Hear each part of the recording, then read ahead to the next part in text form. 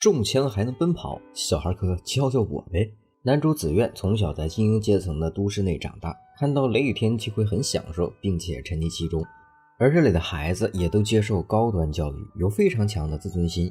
演讲被打断的时候，便愤怒地和下面说话的人打成一块，直到老师过来把他们分开。而那个打人的女孩纱布和子苑关系特别好，她也知道刚才子苑没有注意听他演讲，不过纱布并不在意，因为她知道今日是台风抵达 No.6 的时间，也是子苑的生日。纱布带着子苑去见了他的奶奶，还送了子苑一件奶奶亲手织的衣服。原来当初纱布第一次穿这个衣服去学校，大家都嘲笑纱布，但只有子苑夸了他，还说这件衣服有温暖的感觉，所以他送了一件同款，还给子苑烤了生日蛋糕。三人吃完蛋糕，奶奶很高兴子苑能喜欢这件衣服。她说自己能做的东西并不多，不过纱布却不这么认为，还带着子苑参观了她的衣柜，全部都是奶奶给她做的衣服。纱布认为有奶奶在就不需要超纤维服装了，奶奶却表示自己只能做这些，因为在无忧无虑的未来都市 No.6 里不需要考虑吃穿住行，她能做的就只有纺织园艺这些爱好了。不过子苑却觉得有些奇怪，他过完生日打伞准备回家，很感谢纱布给他送的礼物，不过纱布却亲了子苑一口，表示这是他送的礼物。子苑吐槽，你为啥和我妈做一样的事情？纱布却表示他这是出于异性的感情表达。不过就在这个时候，一阵大风刮过，将子苑的雨伞给掀走了。此时城中心巨大的月之露珠突然发出轰鸣，这种声音如同警报一般，众人听到，有些摘了帽子陷入沉默，有些却觉得非常有趣。就比如纱布，他觉得这个声音特别有趣，但在子苑看来，那巨大的月之露珠简直就像是人类皮肤上长的水泡一样。台风降临，外面风雨交加，房内却一片安宁，但子苑毅然决然地打开了窗户，并且冲着扑面而来的大雨和飓风发出了咆哮。不知为何这个时候他才能感觉到一丝舒适。然而房间内突然发出响动，子苑下意识地回身关闭警报器，没想到再转头，刚才打开的窗户阳台上竟然站着一个手臂受伤的少年。子苑下意识地想伸手，旁边的台灯被风刮倒，少年趁他没注意，突然一把掐住子苑的脖子，并要求他不准说话。子苑却表示这种事情他已经习惯了，还让他放手，自己可以帮忙包扎。这个时候母亲的电话已经打了过来，子苑和少年对视一眼，然后主动接起了电话，并表示自己确实开窗了，一会儿还要写报告，所以暂时不下去吃饭。母亲只好答应，感慨学业真重。子苑把窗户关上，表示要给少年止血。少年猜出子苑是特别课程学生，子苑表示下个月才开始上课，这个课程的学生都是高智商成员，据说2岁体测被测为 A 级才能进入最高等教育机构，12岁就可以晋级特别课程，整个仓库全是子苑的奖杯。他甚至还会局部麻醉，虽然没有学过伤口缝合，但他懂得那些知识，所以他给少年打了麻醉药，并让他先捂住伤口。少年觉得子苑是一个奇怪的人，看到他受伤甚至都不问名字。子苑表示自己不也没说名字吗？不过刚才母亲叫子苑的时候，少年听见了。子苑说母亲给他取这个名字是因为以前很喜欢花草树木，然而少年的名字竟然叫老鼠。子苑觉得这个名字和少年不太像，很快发现了老鼠手臂的伤口竟然是枪擦伤。他记得只有狩猎俱乐部才可以持枪。老鼠冷笑一声，倒也差不多，只不过对方狩猎的是人类罢了。老鼠告诉子苑，在这个都市中，人类被分为猎人和猎物2类。子苑收了老鼠，并告诉他上面有衣服和床。老鼠吐槽他的审美也太差了，不过子苑却发现老鼠背后还有伤口。老鼠问子苑，一直都是这种性格吗？还是说在温室里长大的人对他人都没有警惕心？子苑说才没有那样，是因为老鼠个子小又像女孩，而且受了伤马上要倒下一样。但他其实也不知道为什么要帮忙，没想到老鼠却露出了笑容。第二天，子苑母亲看到新闻通知，据说被押往西区看守所的服刑人员在附近逃脱，还配上了老鼠的照片，要求在这个地区的人暂时禁止出门。母亲看了一眼通知，然后关闭，躺在沙发上。见子苑下来，提醒他记得回复通知。很快子苑就发现老鼠被通缉了，而且据说体内还有芯片。此时子怡端着点心上楼了，并告诉老鼠自己知道他被通缉。老鼠面上没有表情，手却已经做好袭击的准备了。没想到子怡竟然端来了食物，他愣了一下，却老实的开始吃饭。子怡问他能逃掉吗？还有体内的核心该怎么解决？老鼠表示芯片还在，但早已失效。他说那玩意儿只不过是个玩具，准确来说，这个都市本身是一个巨大的玩具。他问紫苑知道这个城市是怎么构成的吗？紫苑点点头，据说是巴比伦条约。人类在上一次大战中失去了大部分适合的生存空间，战后禁止了一切武装，在剩余6个地区建立了都市国家。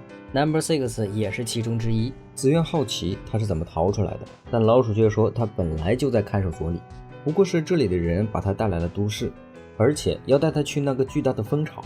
紫苑记得那里是市政府中心，不明白对方为什么要这么做。剩下的话老鼠没打算说，准备躺下睡觉。他让紫苑不准再问了，毕竟听过的话不可能忘记。紫苑现在的处境也很不妙，他表示如果紫苑不问，自己就什么都不说，当然也不会把他在暴风雨中大喊大叫的事情说出去。紫苑顿时就社死了，这家伙还非常坏心眼地演示了一遍，气得紫苑面红耳赤，试图阻止他，结果却被老鼠反手摁在床上，勺子都已经抵到他的脖梗，并告诉他如果是刀的话他早就没命了。没想到紫苑却觉得这也太厉害了，还想学如何这么简单的控制他人。老鼠顿时笑了，这家伙还真是个怪人。两人相视一笑，紫苑发现他的体温有所升高，本来准备去拿抗生素，老鼠却说自己已经累了，还说紫苑的温度也挺暖和，没想到活人的温度会如此温暖。然而第二天清晨，治安局却找上了门。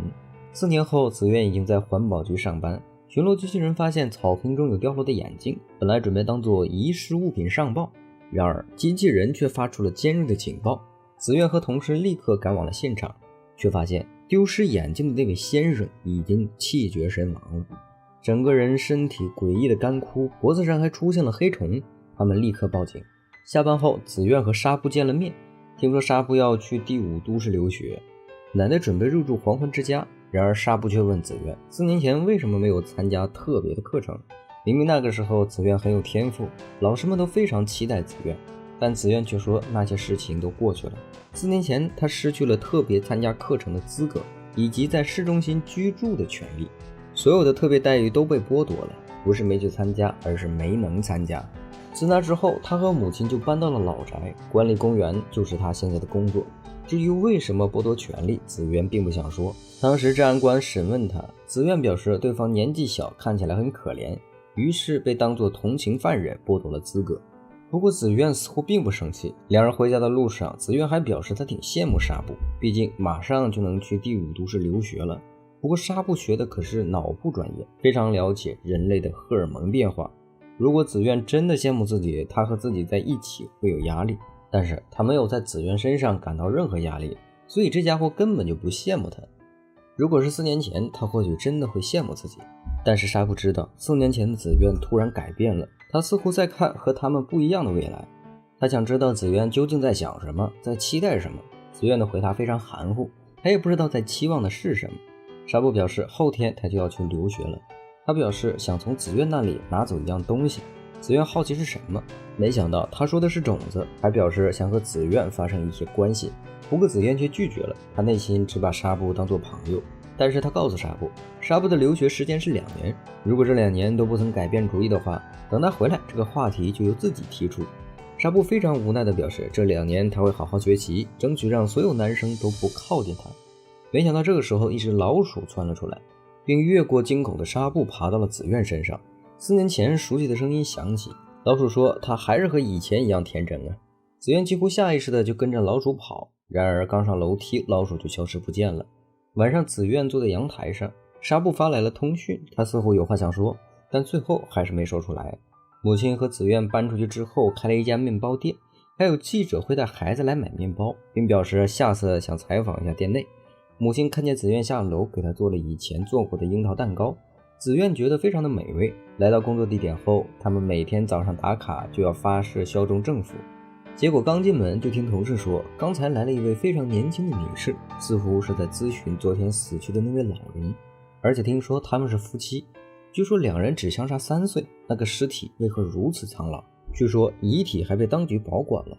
同事疑惑地挠挠脖子，具体情况他也不清楚，并且昨晚发生的事情没有一家媒体报道。政府那边的人说，遇难人士的妻子说是发生了事故。虽然猜测可能政府使用了信息管制，同事们赶紧打断了他的话，他们可是市政府工作人员，他们已经发誓效忠，任何怀疑都不能说出去的。然而这个时候，同事却突然浑身发青，头发也变得斑驳秃顶，还没反应过来就陷入了死亡，并且脖子中也爬出了一只黑色的蜂蜜，那蜂蜜长着翅膀就飞了起来。紫苑两眼一黑倒了下去，等他再次醒来，就看到治安局的人出现，他立刻问两人同事去了哪里，还有那只蜜蜂是什么情况。没想到两人却说尸体已经运到停尸房了。随后调查出紫苑的生平资料，2岁时被检测出 A 级，入学最高教育机构，专业还是生态学，但4年前因协助犯人逃亡而被剥夺资格。紫苑被带到了治安局，还被当作犯人给扣走了。可问题是，去的并不是治安局。这群人在车上放出了录音，原来紫苑怀疑政府封锁消息，给紫苑治的罪是对当局的不满，所以他的目的地应该是看守所。紫苑愤怒不已，他挣扎着要下车，却眼睁睁地看着车辆离开了母亲所在的面包店。就在车辆即将抵达看守所的时候，前方的桥梁口出现了一只企鹅机器人，看守人员下车，瞬间就被斗篷男放倒了。子弹擦过斗篷，紫苑发现来的竟然是老鼠。老鼠解开紫苑的手铐，并且立刻开着警车准备带紫苑逃跑。没想到警车竟然还能远程操控，眼看着车辆又要倒回去，老鼠果断拽着斗篷，一把抱住紫苑，跳下了车。因为是超纤维布料，所以两人毫发无损。而倒回去的警车被他安了炸弹，桥梁都被炸断了。老鼠立刻带着紫苑跑，并告诉他立刻丢掉手上的手环。市民登录需要这些东西，而且母亲还有纱布的联系方式也在上面。可是当老鼠再次提醒他的时候，紫苑一咬牙还是丢掉了手环。此时的老鼠操控着小老鼠立刻咬住手环，开始狂奔，并表示手环会替他们拖延一些时间。随后带着紫苑上了一辆小车，紫苑很感谢他能来救自己。老鼠哈哈一笑，还说自己长得比紫苑高，吐槽他看起来瘦瘦巴巴的，以后都不好意思在恋人面前脱衣服。你小子果然听见昨天的话了是吧？紫苑怀疑他又没看过自己脱衣服，没想到老鼠却说他知道。于是紫苑便明白这家伙一直在监视自己。他问老鼠究竟知道些什么，并觉得如果没有目标自己无法行动。但老鼠却告诉他，那些人捏死他们宛如捏死蚂蚁一样简单，让他别抱着侥幸心理，并迅速带着紫苑突破防锁，潜伏进了垃圾处理地点，顺手还塞给他一副墨镜，带着他一起跳下了下水道。上岸的时候告诉他这才走了一半，然而两人都没注意到紫苑的脖子上已经出现了红点。他把紫苑带出了下水通道，并笑眯眯地称呼他为殿下。此时紫苑抬头就发现目之所及一片废墟，他从来没想过外面的世界竟然是这副模样。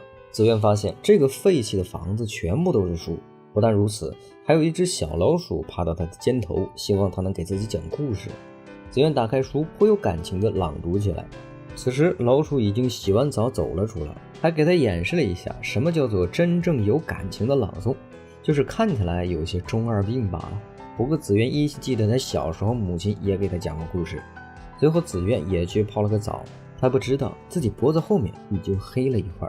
洗完澡出来，他找到老鼠，表示想联络上母亲，怕母亲会担心自己，但老鼠却告诉他这样会崩溃的。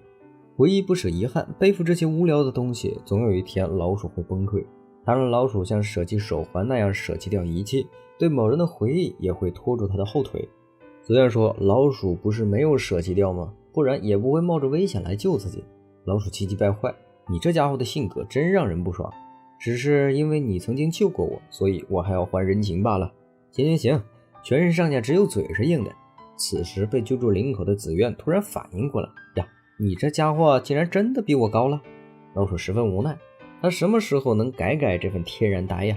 随后老鼠掏出他控制的小老鼠，这只小松鼠负责在Number 6寻找漏洞，并且平时还要监视紫苑。此时紫苑突然意识到一件事，如果老鼠一直在监视Number 6，那它是否对地漏都是和蜜蜂有关的事情有所了解？老鼠觉得生态这种东西不是紫苑的专业吗？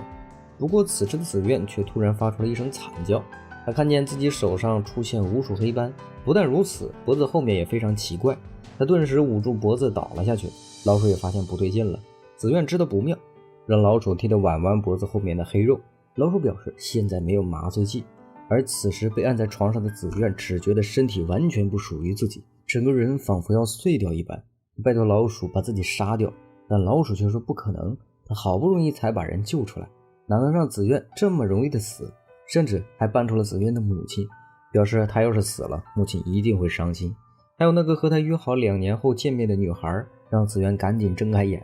紫苑一边痛得掉眼泪，一边强行的睁开眼睛，在没有麻醉的情况下强行撑住，让老鼠有机会取出脖子后面的虫卵，随后替紫苑包扎了伤口，并且对着虫卵产生了疑惑。老鼠发誓他一定会挖出 No.6 的怪异点，而纱布已经前往第5都市留学。他还记得走前奶奶说的话，奶奶表示黄昏之家有很多朋友，还留了一根支针给他。此时昏迷3天的紫苑终于醒来，路过镜子的时候，发现自己的头发变得苍白，慌忙之下脱掉外套，没想到脸上和身上都出现了皱纹。紫苑不敢置信地蹲下身，老鼠走到他旁边，垂眸看了一眼，还怪有姿色的。大哥，你在说些什么虎狼之词啊？老鼠表示就是活下去的勋章，但在紫苑看来，这是同是死去而自己活着的代价。老鼠听不得这些话，他扣着紫苑的下巴，令其抬头。变成这样，活下去还是死，自己选。紫苑咬牙，他想活下去。老鼠说，世界上活下去的就是赢家，没必要因为自己活着而感到愧疚。然后又拿出食物给他煮了汤，还故意假扮巫女的模样，哄紫苑说是奇怪的魔药。两人吃完饭，紫苑看了身体里掏出来的蜂蛹，他知道这个东西，也知道这玩意儿是导致同事死亡的存在，只是不知道他什么时候寄宿在体内的。猜测这玩意儿会在不知不觉中产卵，然后吸收人体的养分，分泌物质，导致宿主死亡。此时老鼠突然哈哈大笑，吓得紫苑赶紧给他泼水，还以为他歇斯底里症发作了。老鼠气急败坏，说自己只是觉得号称精英的 No.6 却飞舞着来历不明的食人蜂很讽刺罢了。紫苑觉得有人死掉一点都不好笑，但老鼠却说这才是可笑的。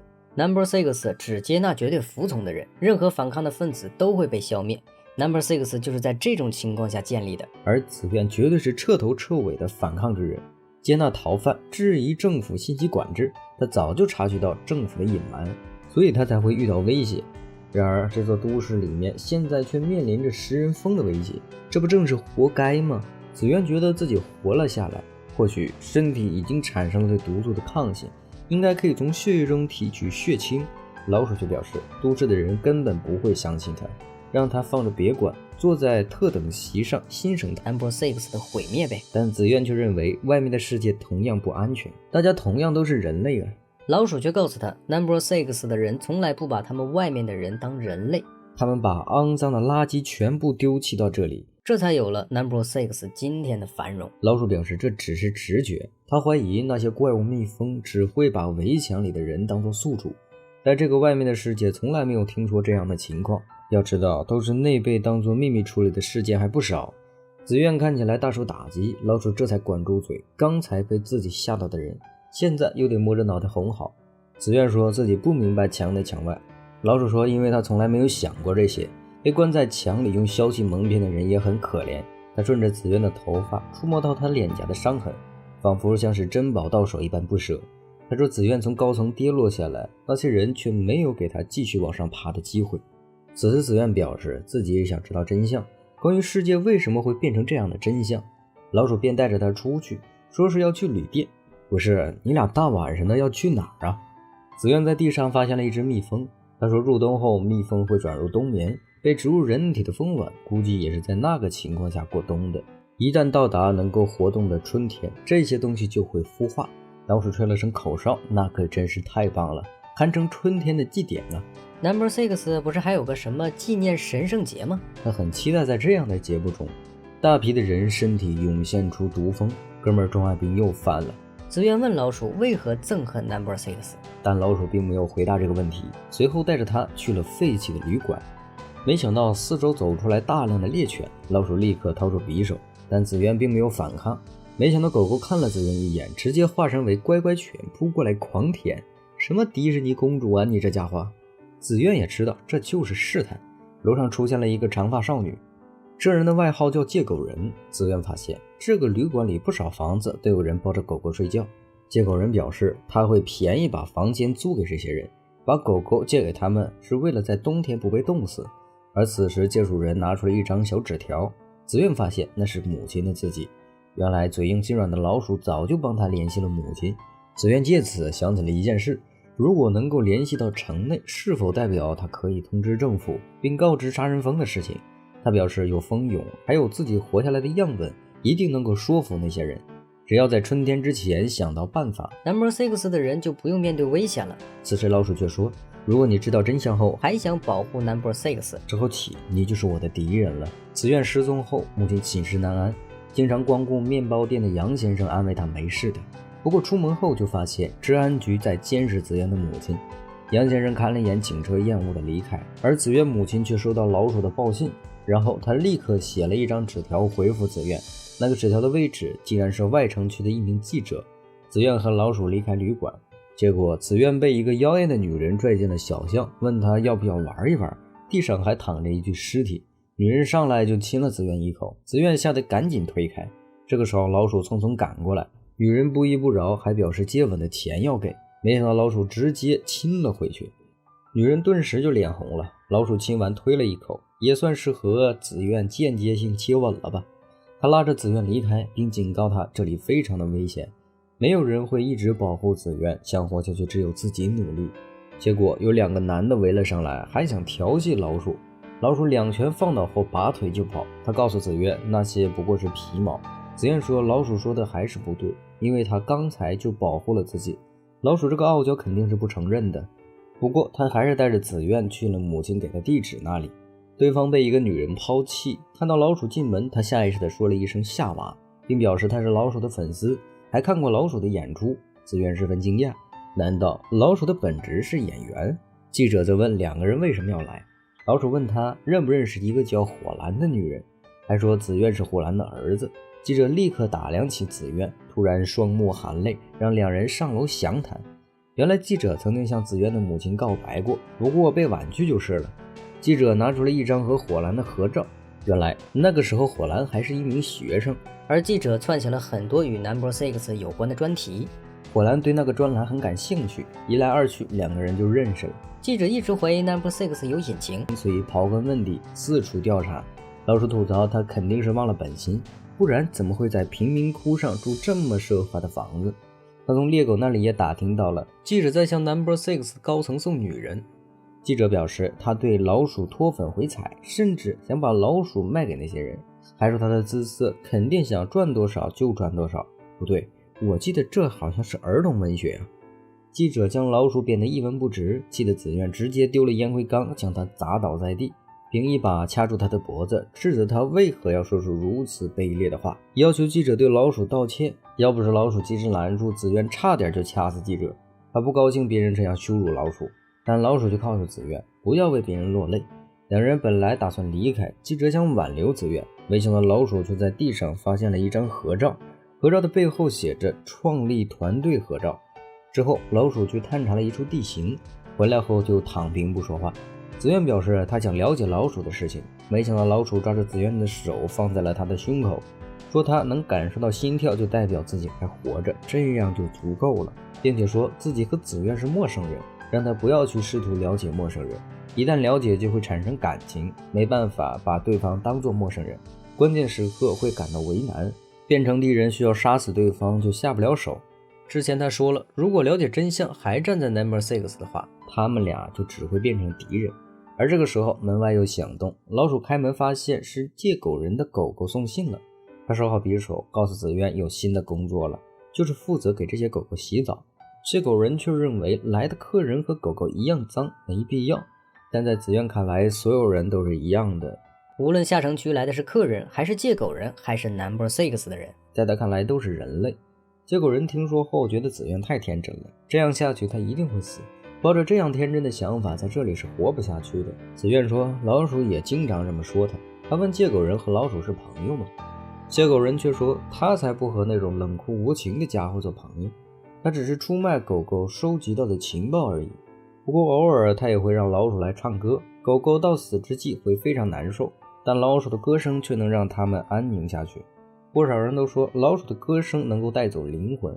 借狗人说自己是被狗狗养大的，没想到这个时候老鼠突然钻出来，还说借狗人是人狗混血，这小子就是嘴欠哈。此时子苑却发现一群老鼠跟着老鼠来了，紫苑给这些小老鼠取了名字，看到老鼠都无语了，甚至情绪有点暴躁。他刚要说什么，看到一旁的借狗人便转身离开。借狗人觉得不对，老鼠从来没有这么明显的表露过情绪，所以借狗人顿时露出了笑容。当天晚上，借狗人找到老鼠，他表示自己绝对不会放过侮辱他母亲的人，还说紫苑是一个特殊的存在，他的性格会让别人不由自主的坦白，而自己和紫苑提起了狗和母亲，而老鼠侮辱他的母亲肯定是嫉妒了。老鼠不承认，冲过去想动手，没想到借狗人却带着狗群围住了他。他说老鼠偷了，一旦有人想保护的东西就会变得迟钝。不过老鼠还是越过狗群限制了借狗人。然而这个时候紫苑却跑过来接他。借狗人告诉老鼠，你有了软肋就不再是以前的你了。他既是威胁又是提醒，因为他知道老鼠不敢在紫苑面前杀掉自己，所以老鼠在分神之际踹开了他，带着狗跑了。老鼠什么都没说，带着紫苑离开。紫苑告诉老鼠，他的母亲还在 Top 6，不管老鼠怎么责备自己都不会忘记母亲，但同样他也不想在这里生存下去，理由是他被老鼠吸引了。老鼠吐槽，你这个语言表达水平简直连大猩猩都不如，被打直球你就偷着乐吧。之后母亲也振作了起来，老鼠偶尔会给他送去小纸条。与此同时，在黄昏之家照顾老人的员工虽然表面上不显，私底下却不满老人没用。他本来打算去和恋人约会，结果刚抱怨完就发现脸上出现乌青，下一秒便迅速老化，当场死亡，而他的尸体被当作样本回收。所有在大街上目睹这一切的人都被治安局带回去做口供了。而此时纱布在第5都市上课，他也交了2个朋友，并且会在上课的时候朗诵诗歌。在放学后撞见了朋友和男生接吻，他倒不觉得是意外，没想到朋友却拜托他保密。纱布疑惑，接吻又不是什么值得羞耻的事儿。朋友说他和刚来的样子没变化。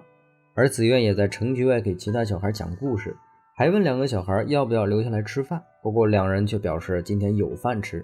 老鼠说紫苑的施舍是毫无意义的，紫苑却说老鼠还是嘴硬，明明那女孩身上穿的衣服是4年前紫苑给老鼠的。老鼠气急败坏，起身就要说要去工作，争取在紫苑把这里变成幼儿园之前提前搬家。紫苑很想跟过去看看，但是被老鼠给拒绝了。老鼠说他骨子里还是单纯无知的 No.6 人。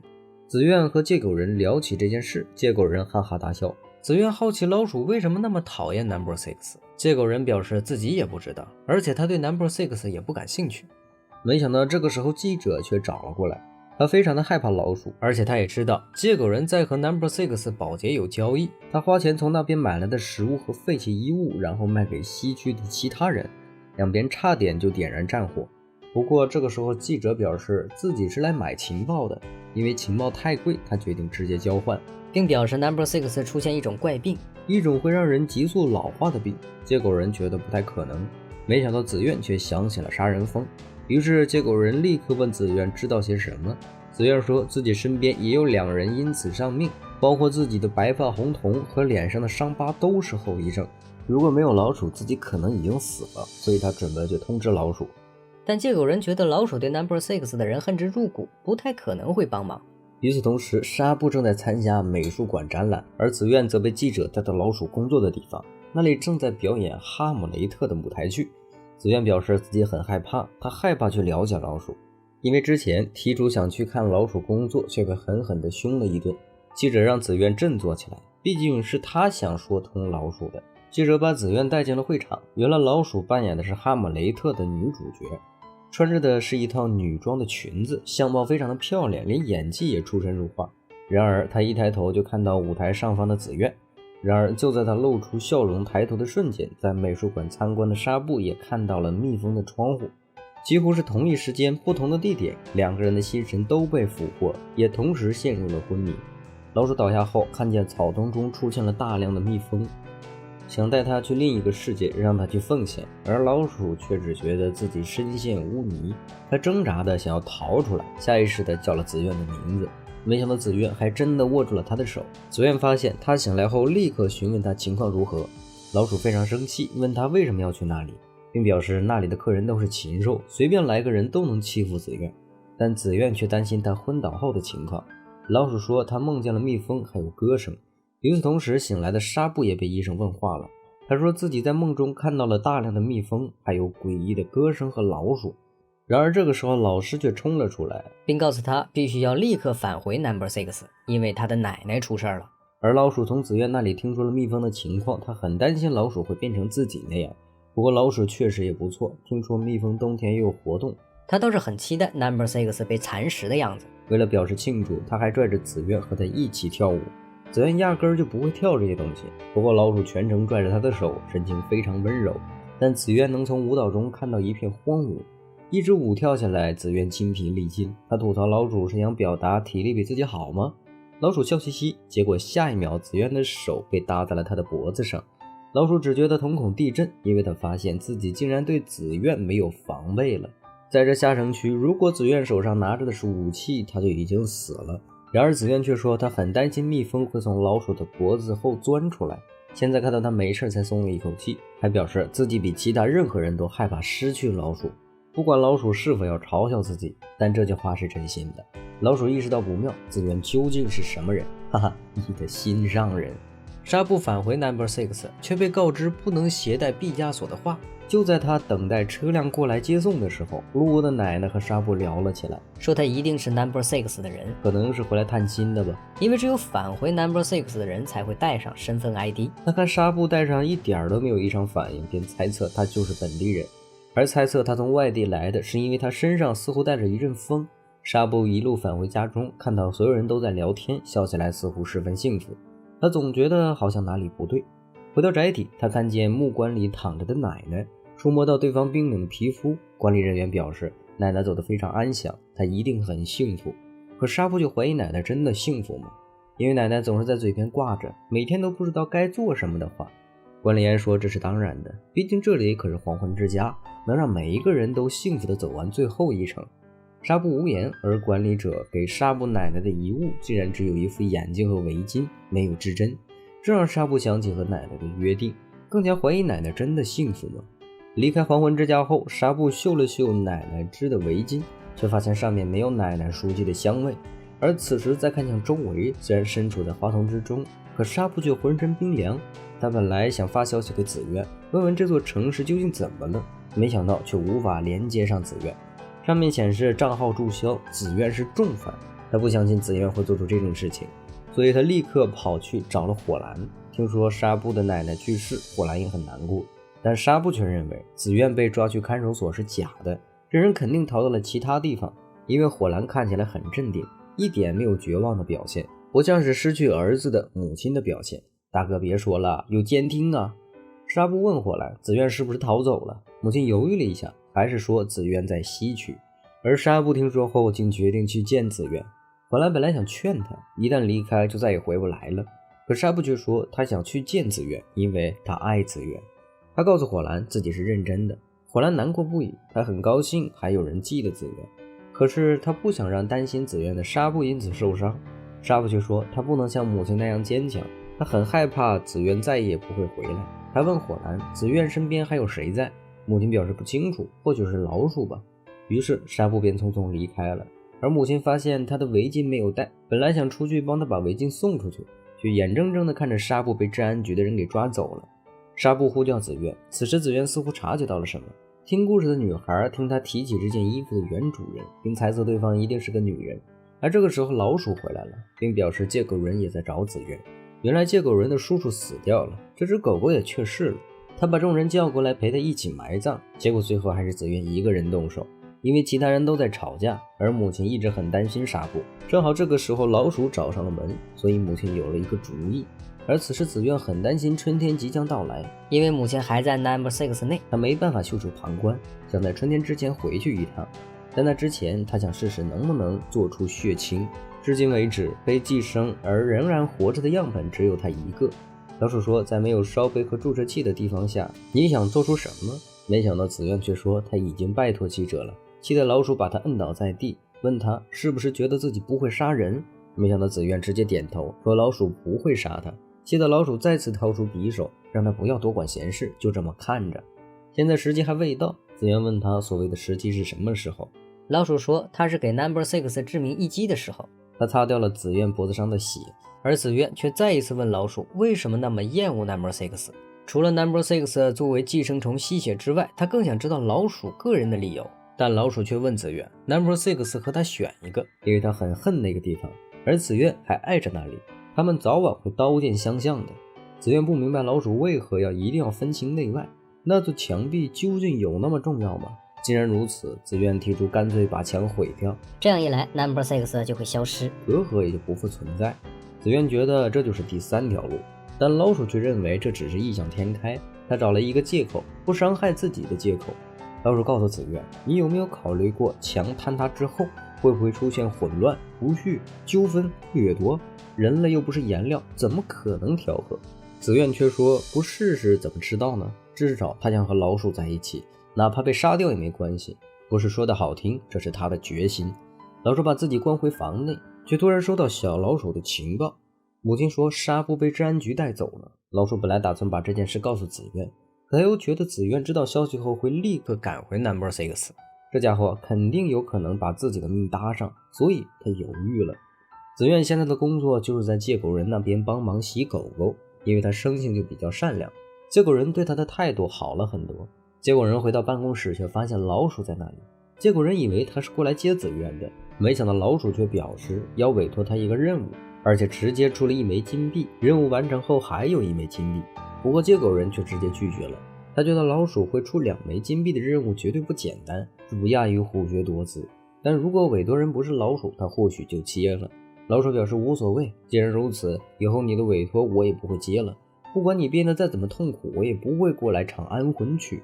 他知道借狗人是害怕死亡的，被这么威胁，借狗人只能咬牙答应了。他没想到老鼠竟然让他去看守所的情况，并且还放出了看守所的地图，想拿到里面最新情报管理系统。借狗人表示要打听情报2枚金币可不够，没想到老鼠直接把所有的钱掏了出来。他表示如果他接下这个任务，无论借狗人有多么难受，在什么地方他都会赶过来用歌声宽慰他。借狗人好奇这件事和子苑有关吗？老鼠本来想隐瞒这件事，但借狗人却表示那他可以告诉子苑吗？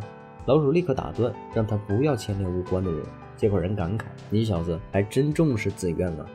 母亲本来想去看守所探望纱布，没想到他的存在被直接抹除了。母亲只能坐在河边散心。这个时候，之前和沙塔搭话的老人却突然坐到母亲身边，说他看起来十分焦虑，担忧他是否发生了什么事情。老人表示这个城市如此美妙，他的孩子们都觉得生活在这里是幸福的。但母亲却想起纱布的话，她怀疑这个地方是真的吗？母亲下意识的喃喃 No.6 真的是理想。话还没说完，严先生突然跑了过来，并表示车辆就在旁边。母亲还没反应过来，就听见杨先生低声的告诉他配合自己。随后他就开车带母亲离开了。蓝虎好奇究竟发生了什么，杨先生就告诉他刚才很危险，那个老婆婆很有可能是政府的人，一旦认为你是不安分子，就会把你送去看守所。因为母亲去调查了纱布，所以在政府眼中是不安分子。这座都市必须要保持人们心中理想乡的形状，但事实证明这不是真的。母亲的想法没有问题。杨先生说自己对 No.6 进行了调查，具体情况到店里再说。子苑和记者离开，他本来打算在春季之前做出血清，还感谢了记者的帮忙。记者感动得哇哇大哭，他告诉子苑，太担心别人不好，有时候还是得为自己考虑一下。他觉得子苑实在是太瘦了，而且冬天肯定很难熬过去，于是决定带着子苑去买件衣服。结果在那里看见了很多废弃的衣服，其中有一件大衣他无比的眼熟，那是纱布奶奶亲手为他缝制的。纱布离开前也是穿的那件外套，而这件女装会出现在这里，就证明纱布很有可能遇到危险了。此时纱布迷迷糊糊的醒来，听见外面有人讨论它是一个绝佳的样品，有它这个样品，其他样品就可以不用了。妈了个雷，竟然拿人去做实验！而这个时候借狗人找到老鼠，并表示刚才子苑拿了一件外套来问他，然后表示那件外套是他曾经朋友的外套。他怀疑老鼠要找的看守所情报和这个朋友有关。借狗人问老鼠是不是要去救那个人，他不觉得老鼠是为了别人可以牺牲自己的人，老鼠却说又不一定会死。借狗人不敢置信，那里可是看守所，即使老鼠潜进去也不一定能够活着出来了。老鼠惊讶，你还会担心我呀？要是你死了的话，子苑怎么办？你不阻止对方，他肯定会去。老鼠想说子苑做什么和他无关，但借狗人却认为如果真的是这样，老鼠不可能隐瞒子苑。借口人说紫苑一定会去，甚至可能会不想牵连老鼠，所以悄悄一个人行动。同样，老鼠也隐瞒了紫苑。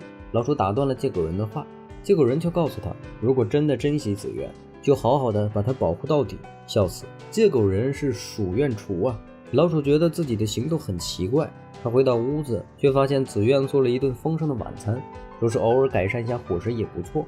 老鼠问他血清做的怎么样了，还有所谓的第3条路准备的怎么办？紫苑说他已经拜托记者了。老鼠吐槽他到头来还是要靠别人啊。紫苑点点头，他觉得自己也太依赖记者和老鼠了。老鼠说如果他能把枪弄塌，就能重新见到母亲和那个叫纱布的女孩。老鼠看出紫苑神情不对，然后他又问紫苑，如果再见到那个女孩，两人准备做些什么？紫苑说对方可能早就有新的对象了，但老鼠却知道那家伙一心一意的类型。紫苑说如果没有遇到老鼠的话，连自己变成什么样的人都不清楚，或许会老老实实长大，成为一个老好人，但是和老鼠一起生活，他会哭，会笑，会生气，这让他感到非常的新奇，也觉得自己是有各种感情的，所以他觉得能遇见老鼠真的是太好了。说着，紫苑竟然低头亲了老鼠一口，老鼠顿时笑了，问他这不是感谢之吻吧？紫苑表示这是晚安吻。老鼠摸着嘴说紫苑也是个骗子，这怎么可能会是晚安吻呢？第二天，紫苑想跑路去救人，没想到小老鼠竟然也来了。紧接着，老鼠也出现在他身后，并说紫苑的演技比起昨天逼真了一点。因为紫苑想假装摆脱老鼠的控制，结果直接被老鼠打了一拳，说是惩罚。还说紫苑对自己说谎是看不起他根本不相信所谓的晚安之吻，并且将纱布被抓的纸条给了紫苑，还说自己已经从猎狗人那里拿到了情报，希望尽可能的潜入看守所救人，为此他要做好准备，让紫苑不要冲动。没想到紫苑站起来给了老鼠一拳，表示这也是惩罚，说老鼠瞒着他没把纸条的事情说出来。老鼠说要是说了的话，紫苑肯定会冲过去，他就是在保护紫苑。紫苑却说隐瞒不代表保护，他想要的不是老鼠的保护，而是和他平等相处的立场。而老鼠却一直纠结于 No.6， 除去 No.6 的事情，他从来不正眼看自己，什么东西都不告诉自己。没想到老鼠却一把抓住紫苑的领子，说自己怎么可能看不起他，他根本就不知道4年前紫苑救他对老鼠而言有多重要。那个时候的老鼠几乎要放弃了，他本以为不可能有任何人救自己，甚至怀疑自己活到现在就是为了悲惨死去吗？在他重伤倒地的时候，却看见紫苑对着风雨咆哮，那扇毫无防备敞开的窗户对他来说就是奇迹。他也是从那个时候才知道人是可以被救赎的，这一点是紫苑教给他的，他从来没有忘记和舍弃，所以才有了现在的他。好家伙，灵魂伴侣啊！老鼠告诉紫苑不准说告别之吻，紫苑叹气，还是把老鼠牵扯了进来。老鼠说这并不是紫苑的问题，不过他有东西要给紫苑看。老鼠带紫苑去了一个悬崖下方，那里烟雾飘渺，上方还扑下来2个男人。老鼠告诉紫苑不要反抗，让2人抓住即可。紫苑他们被押送到山谷内部。老鼠表示这里的人是给他取名字的家伙。不但如此，他表明自己过来是为了毁掉 No.6。 其他地方陆续传来了嘲讽的笑声，他们觉得那种怪物根本就毁不掉。但老鼠却反问最上面的那人，是因为 No.6 是你创造的，所以你才觉得那里根本毁灭不了？紫苑愣在了原地，什么意思？此时老鼠却掏出了一张合照，那是他在记者那里找到的。照片上除了记者和母亲，正中心的人就是坐在高位的男人。老鼠表示紫苑的母亲就是火蓝。紫苑纳闷为啥母亲会和这个人合照，没想到男生听说后却来到紫苑面前，让他把身上的伤痕露出来，立刻确认这就是寄生在人体身上的蜜蜂，还让紫苑把到这里的全部经历说出来。与此同时，母亲被杨先生带到一个房间，杨先生表示最近有一场瘟疫在爆发，现场的目击证人都被政府带走，而离开的人一去不返，仿佛人间蒸发一般。杨先生告诉母亲 No.6 会夺走所有的东西，包括紫苑也是被这么夺走的。而此时纱布睁开眼睛，看见上面有2个穿着白衣服的人，嘴里碎碎念说他们的同步率提高了，还说为了这个结果牺牲了很多精英，上层已经开始有所抱怨了。但2人却觉得无所谓，只要样品实验成功，一切牺牲都是有价值的。纱布恐惧自己居然是样品吗？然后他做了一个恐怖的噩梦，梦见自己在问紫苑4年前送他那件毛衣去哪儿了。紫苑说送人了，但是谁却不愿意说起，而且还告诉他有歌声在回响。此时纱布发现紫苑消失了，耳边不断有歌声响起，他顿时痛苦地抱头跪地。而与此同时，在洞穴的老鼠也痛苦地倒地。他说自己又听到歌声了。男人问老鼠听到了什么歌，老鼠站起来唱出了脑海中听到的歌声。下一秒，山洞中的水池发出了光芒，其他山洞的人听见后便纷纷躲了起来。唱完之后，老鼠仿佛脱力一般倒下，男人却说没想到还有人能唱出这首歌。他说老鼠和紫苑一起回来或许是命运的安排。紫苑表示自己想知道真相，以前的他逃避真相，因为太遥远太隐秘，但他觉得这些不能当作借口，所以这次他想知道这个世界本来的面貌。其实可能会后悔，但他也做好了心理准备。而男人却说出了一个名字，艾利乌里亚斯。这个时候记者正在疯狂地翻照片，没想到翻滚人却找到了他，并表示自己有一个关于紫苑有关的情报。于是记者立刻来了兴趣。山东男人告诉紫苑，他曾是 No.6 再生计划的主干成员之一，因为战争的爆发只留下6块土地，他们想在上面建立没有争端和贫穷的理想城市。当时的大家都充满了激情，但是计划并不顺利。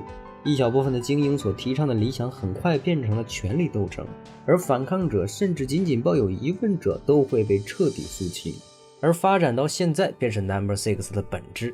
那个城市在眨眼之间就发展了起来，变成一个包裹着坚硬盔甲的怪物。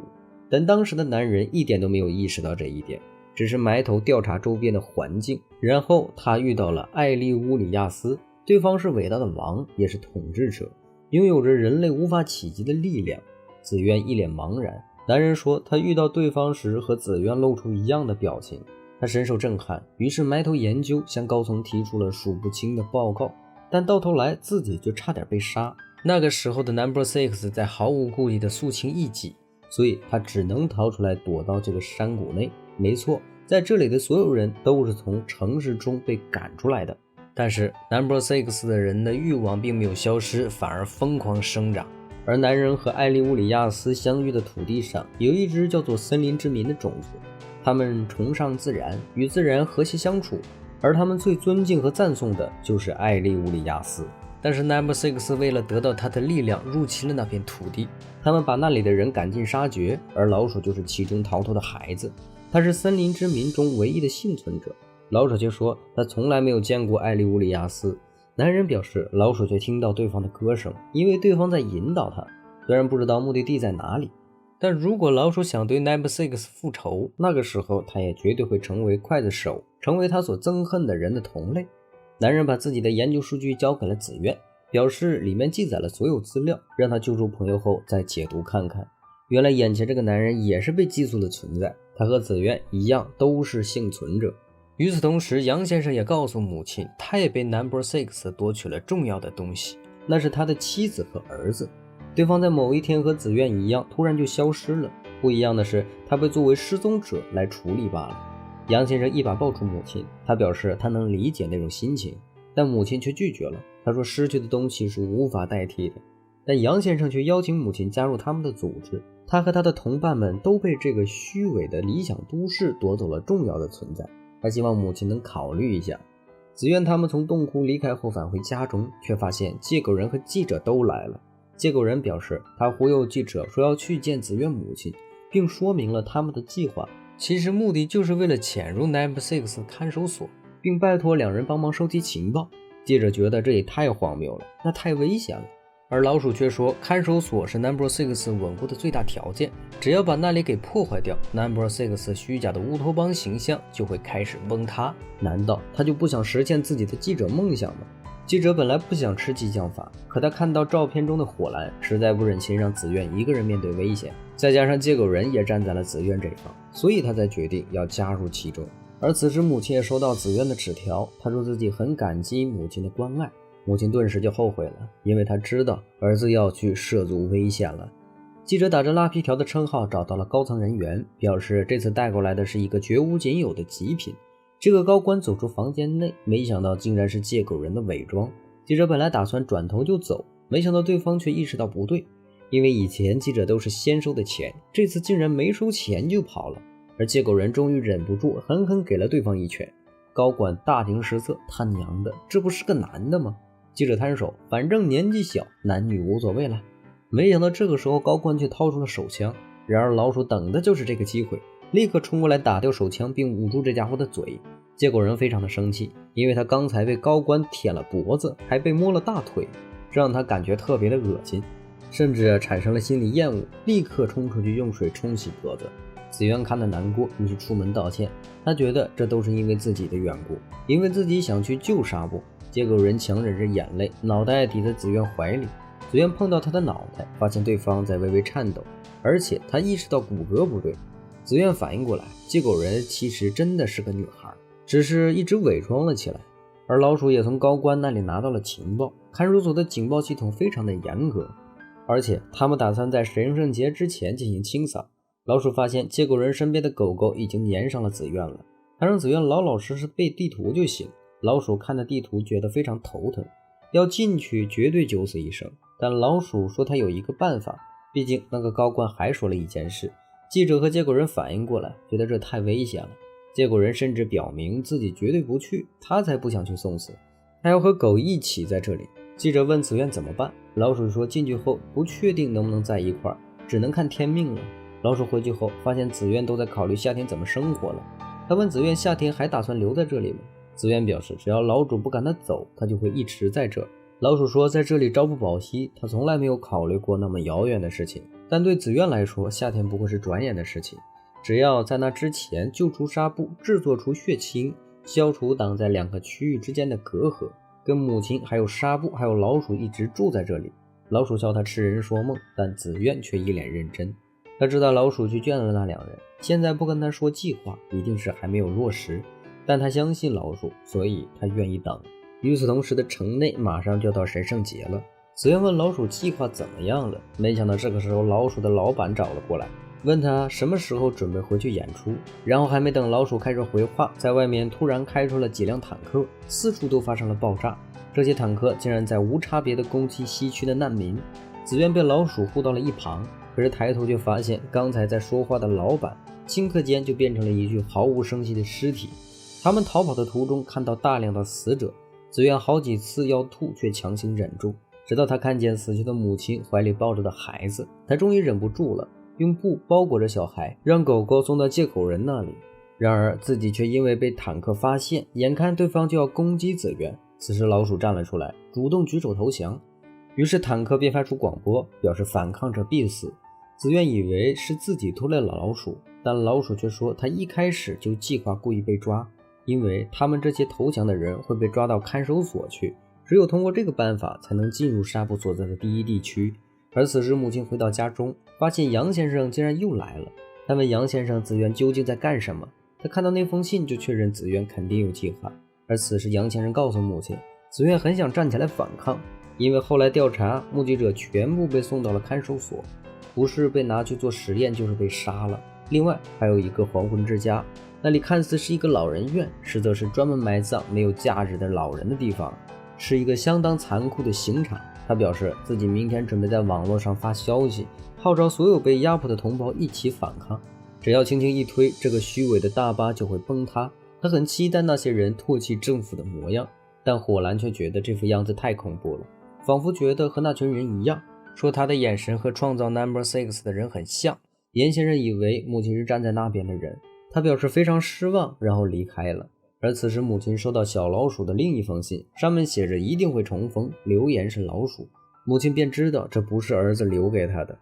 与此同时，被抓到车辆上，老鼠轻声唱歌，唤醒了在车辆内的麻木的众人。这些人只想在苦难中活下去，听到歌声的他们泣不成声。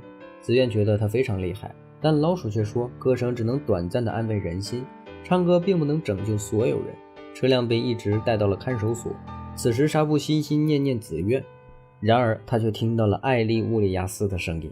其他研究成员看到动静后，便立刻判定纱布完全融合，以为实验终于成功了，没想到纱布却操控所有的机器以及系统。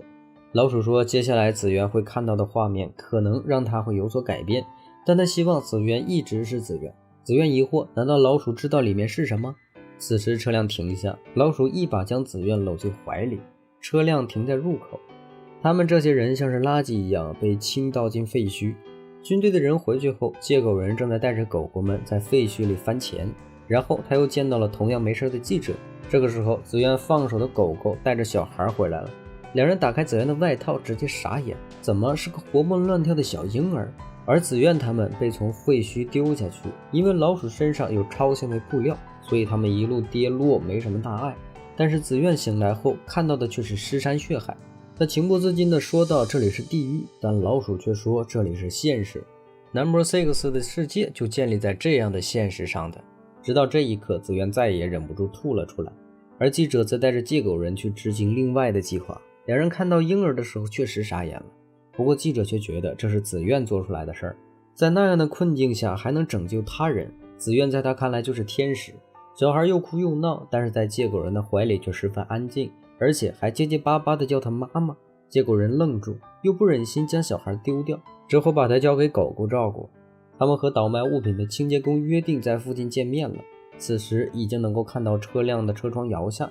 老鼠告诉紫苑，他们想要出去，必须要踏着这些人的尸体上去。紫苑一咬牙跟了上去，然而尸体非常滑，紫苑几次跌倒，差点摔落的时候突然抓到一个东西，他没有看清，那是一根织针，纱布奶奶留下的遗物，没想到奶奶也被丢到了这里。而另一边，外面已经迎来了神圣节，人们穿得干净漂亮，仿佛即将去参加宴会，和底下腐臭的尸体堆成的大山完全不同。在火兰家帮忙的小女孩把招牌报出去，却看到远方的城市突然开始发抖，她觉得那里好可怕。而杨先生也开始了自己的计划。此时纱布已经和艾里乌里亚斯融为一体，对方表示可以实现纱布的一切计划。而对于纱布而言，紫苑就是最重要的存在，他现在特别想去见紫苑。而此时的紫苑和老鼠已经逃出了堆积尸体的地方，紫苑却说他似乎听到了奇怪的声音。老鼠回头看了他一眼，想起对方的手搭在自己的脖子上都没反应过来，他怀疑自己已经沦陷了。而此时记者他们也混进了看守所，并且释放了一些臭气，在研究所那里的人都是精英培养，哪里闻过这种气味，当时就头昏眼花。两人成功混进看守所内部，却发现办公室里竟然没有任何人，以为是被臭味熏走了，于是立刻打开通往地下1层的门。老鼠和紫苑他们匆匆赶到，就发现门开了，知道两人的计划肯定成功了。然而一进门就面临大量的消毒系统，老鼠看着内部的更衣室一脸茫然，但紫苑却记得所有的地图。早在拿到地图的时候他就已经背熟了，毕竟曾经可是 A 级的精英人才。他掏出内部的外套让老鼠换上，一边给他说哪里需要注意红外线和摄像头。老鼠目瞪口呆，但还是跟着紫苑跑了，并且发现紫苑竟然还在笑。他不明白紫苑为什么笑，难道就这么期待和纱布见面吗？紫苑一边跑一边说，他感觉纱布就在上面，他似乎能够听见纱布的声音。两人一路混进了研究所的避难点，没想到很快就有人发现了他们。紫苑立刻表示他们是来调查臭味的。研究人员问他属于哪个部门，老鼠上去就给了他一拳，直接放倒。好家伙，没想到吧，拳击部的。记者他们撤离的时候被发现了，警报声响起后，立刻有警卫人员追了过来。老鼠他们被困在了夹缝中，老鼠放倒了跑过来的2位警卫人员。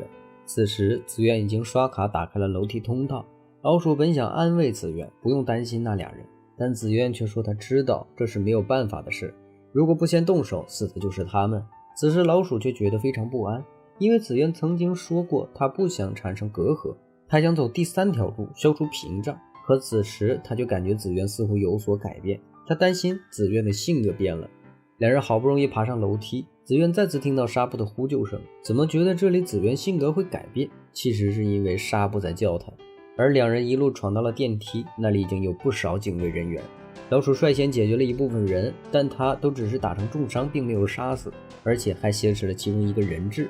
所以当队长赶过来的时候，老鼠本来想借着用人质威胁他，没想到队长看了一眼在地上受伤没死的队员，当即判定老鼠不敢杀人，于是他立刻开枪将他打成了重伤。然而就在这个时候，紫苑却在远处开枪打中了队长。老鼠愣在原地，他觉得紫苑绝不可能干出这样的事情，所以当他看到紫苑拿出武器走向队长准备补刀的时候，老鼠几乎下意识地想阻止他，可紫苑却认为队长伤害了老鼠，所以直接开枪补刀。老鼠顿时落泪，他觉得自己让紫渊背负这样的罪孽，而紫渊在这个时候才恢复神智。刚才开心的他几乎是没有意识的，紫渊也不敢相信自己竟然杀了人。他转头发现老鼠在哭，这一幕仿佛两人第一次在雨夜中见面。紫渊走到老鼠面前，告诉他这并不是他的错，然后紫渊替老鼠包扎了伤口。同一时间，电梯门自动打开，看来是有意引导他们下去。当电梯大门打开，紫渊搀扶着老鼠走了出来，看到的却是双目无神的纱布。纱布说他非常想念紫渊。接着他们撤离到了离开的位置，他本来想带着借狗人先走一步，但借狗人说了他要在这里和紫渊他们会合。与此同时，外面的神圣节也即将开幕，杨先生组织的人也做好了计划，准备时间一到就发布命令。小女孩害怕地缩进火兰怀里，母亲不知道现在究竟会发生什么。就在纱布说想念紫渊的时候，神圣节的广场上突然有大批人类倒下，迅速老化，身体中出现了大量的蜜蜂。此时紫渊他们也收到了通知，说是广场上出现了大量的杀人蜂，而老鼠眷属纱布说有事想问他。纱布没有回答，而是看着后方的机器说这个东西就是母体，它管理着看守所所有的设施，并且也是实验室的主计算机。它本来应该存在于月之露珠的内部，直到4年前老鼠被当局逮捕，那些人想通过母体分析老鼠，从中探查关于森林之民和艾利乌里亚斯。老鼠惊讶纱布怎么知道这些事情，纱布却说 No.6 的人自从知道艾利乌里亚斯后，就一直希望得到他的力量。他们相信那庞大的力量能够让他们毁灭的大地重新复苏，所以他们用创造 No.6 的人留下数据，悄悄抓市民去做实验标本。而这些自作聪明的实验令艾利乌里亚斯十分愤怒，所以他故意让那些人得到理想样品，让他们觉得实验已经成功了，其实是想惩罚贪得无厌又骄傲自大的 No.6。 杨先生他们也发现了计划不对，本来想再过一段时间再公布，没想到现在只能直接说了，但广场上却只剩下死尸。紫渊问纱布究竟想说些什么，这些实验和研究课题究竟是什么情况。老鼠却残忍地揭穿了真相，他眼前的纱布已经不是本人，准确来说他的自身已经和艾利乌里亚斯融为一体了。他们以纱布为媒介唤醒了艾利乌里亚斯。紫渊不敢相信自己的好友竟然变成了这样，而纱布再度复苏，他告诉紫渊希望他能记住自己，而他也仅仅只是想见紫渊一面，亲口对他说自己爱他，而母体实现了他的愿望。紫渊顿时泣不成声。而此时艾利乌里亚斯再次夺回身体，他让老鼠毁掉这个母体。他说能够理解艾利乌里亚斯的只有森林之民最后的幸存者。没想到紫渊却想抢走炸弹，因为好友的牺牲令他无比憎恨这个城市，而这就是老鼠害怕的事情。他害怕紫渊被自己改变，所以他摁住紫渊，问他不是想走第3条路，消除 No.6 和西局的隔阂吗？此刻两人的想法竟然完全对调，这番话竟然让纱布的意识恢复了。紫渊却说这不过是自己不切实际的幻想。老鼠瞳孔地震，他一拳砸晕了紫渊，重新捡起了地上的炸弹。纱布问老鼠为什么要这么做，老鼠说他希望紫渊还是以前的紫渊。纱布露出了欣慰的笑容。等紫渊再次想来，他已经被老鼠带到了电梯里，睁开眼就发现纱布还留在原地。紫渊试图把纱布一起带走，但是并没有成功，因为电梯已经下滑了。艾利乌里亚斯告诉纱布他们俩是一体，既然被炸掉了，也就代表他们要一起消失。纱布见到紫渊后便欣然地接受自己的命运，炸弹爆炸，母体和纱布一起消失，封锁 No.6 的墙壁垮塌，城市内部的蜜蜂也被一波带走。实验室的众人纷纷开始撤离。老鼠问紫渊准备往哪边走，此时的紫渊不敢置信，他问老鼠为什么不带走纱布，他们明明是来救人的，为什么最后反而变成杀人？他甚至怀疑老鼠利用了自己，他的目的一开始就是破坏看守所。哎呦，宝宝你不要瞎想，老鼠压根就不知道纱布被同化呀。老鼠在一瞬间的心痛后，竟然主动起来，表示自己就是这样想的。他觉得这样或许能让紫渊的内心不必那么痛苦。然而这个时候，后方窜出一个警备人员，他看见两人出现，立刻拔枪瞄准紫渊。没想到这个时候老鼠冲了过来，挡在紫渊面前，求求了，别死，我真的不想吃刀子呀。借狗人和记者他们正在驻守在地下，听到楼上发生爆炸后，便猜测两人做到了。而此时紫渊已经把老鼠拽进医疗室，他正在大声呼唤老鼠千万不要睡觉。一切就仿佛两人第一次相见的那个晚上一样。紫苑的呼声真的唤醒了老鼠。在治疗结束后，紫苑背着老鼠到了楼梯口，他本来想把老鼠拽起来，然而老鼠刚抬头，却听见了一声枪响。只见紫苑胸口弥漫大量的血迹，他下意识地拽住紫苑，两人一同从楼梯口跌落了下去。谢狗人他们一直驻守在废墟，本来这里也非常危险了。两人正准备撤走，就看见顺着履带出现的紫苑他们。两个人身上都有伤，老鼠在昏迷前还看了一眼紫苑，紫苑似乎已经失去了意识，而他们也在借狗人和记者的帮助下逃离了。母亲带着小女孩躲在屋子楼顶，外面一片混乱。借狗人看见紫苑倒下后，准备带老鼠离开，但老鼠不愿意走，他拖着伤腿拼命地往紫苑身边爬。借狗人泪流满面，他早就说了，老鼠有软肋就会输，他不想就在这里死掉，所以带着记者先走了。记者含泪看了一眼紫苑，也离开了。但老鼠不愿意走，他留在紫苑身边，用衣服盖住了紫苑，轻声给她唱安魂曲。这个时候，母亲的肩膀上却爬出了一只小老鼠，飓风将四周的围墙刮倒，老鼠和紫苑倒下。当老鼠以为一切都已经结束的时候，纱布的影子再次出现，他抱起已经没有气息的紫苑，轻声哼唱着歌谣，代表着生命的歌曲带来了希望。纱布消失后，出现了巨大的女王蜂，这才是艾利乌里亚斯的真面目。因为纱布和他合二为一，所以两人的愿望是相同的。女王用自己的力量治愈了所有受伤的人。紫苑醒来，他说自己听到纱布的歌声。两人离开看守所，城墙已经坍塌了，整个城市沦为废墟。正如紫苑一开始说的那样，墙壁倒塌后，那座隔阂就消失了。两边的人开始不约而同地奔向倒塌的城墙。母亲出轿后，也立刻朝那边跑了过去。老鼠说，纱布或许就想让紫苑看到这一幕。看到这一幕的老鼠决定离开。紫苑回头叫住了老鼠，似有千言万语却难以开口，而老鼠却给了他一个吻。所有想说的话都在这里了，他相信紫苑一定能做到的。老鼠离开了，紫苑看着他的背影，他们一个是开拓者，一个是守城人。狗狗将紫苑之前救下的婴儿送了回来，他毁掉了前者留下的数据。两人都相信他们终将重逢，而紫苑要留在这个创立的新都市。为啥不留下？意难平，我意难平啊！那么本期视频到这里就结束了，我是小白爆肝队4号机，我们下期再见了，拜拜。